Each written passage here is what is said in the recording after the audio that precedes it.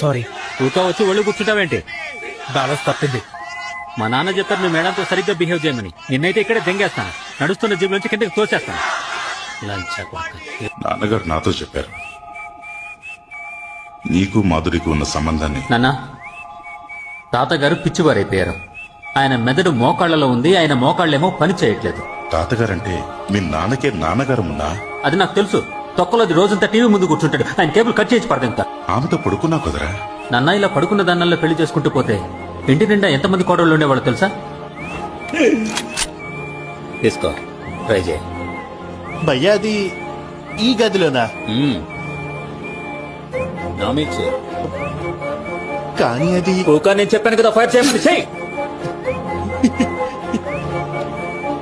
ఇది కాలేదు భయ్యా. ఓ సడికి నేను అమరుణ్ణి ఎర్రిపోకుంటాను. అవును భయ్యా.